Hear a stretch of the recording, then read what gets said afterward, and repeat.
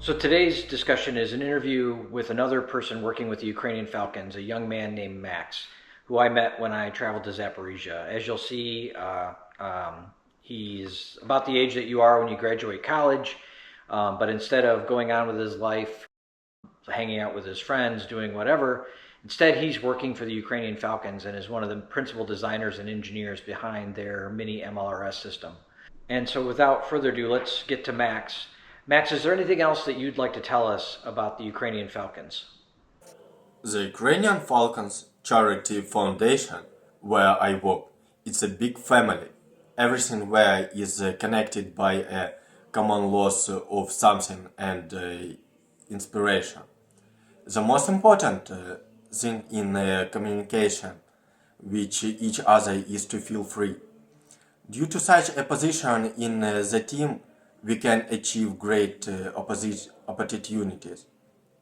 The Ukrainian Falcons Charity Foundation makes not only ordinary cars.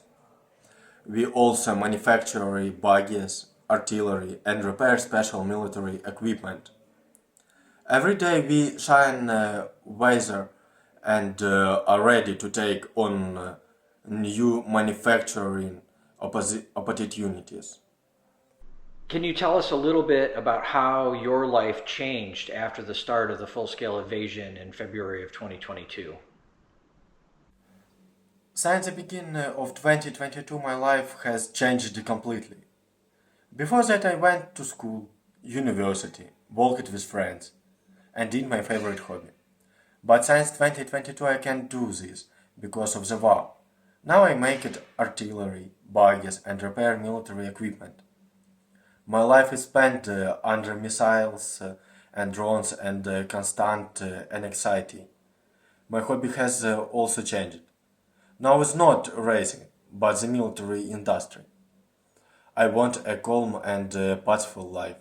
As I understand it, you were born and raised in the Zaporizhia area, maybe in Zaporizhia city. How has the city changed since the Russians invaded? Before the war, Zaporizhia was a birth and prosperous city teeming with life.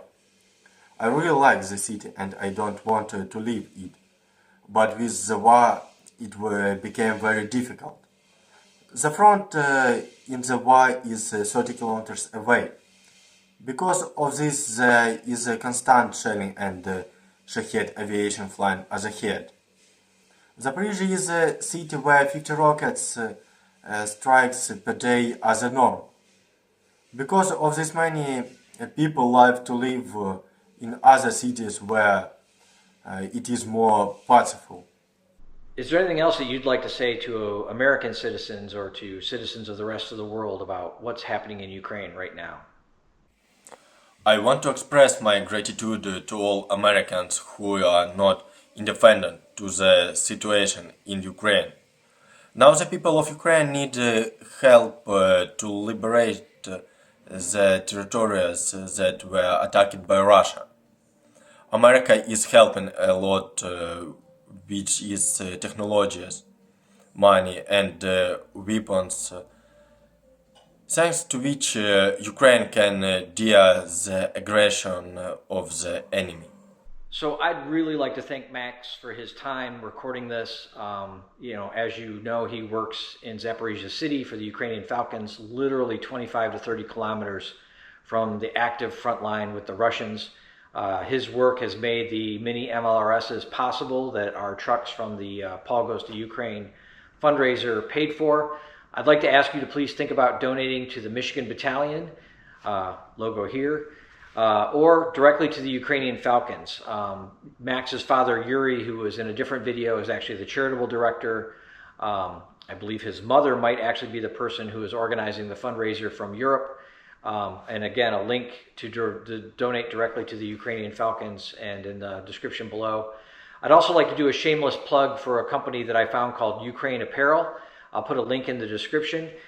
This shirt is from Ukraine Apparel, and they donate part of their earnings to Car for Ukraine, but also to some other very valuable, life-saving NGOs and organizations in Ukraine that provide things like tourniquets and medical supplies, etc.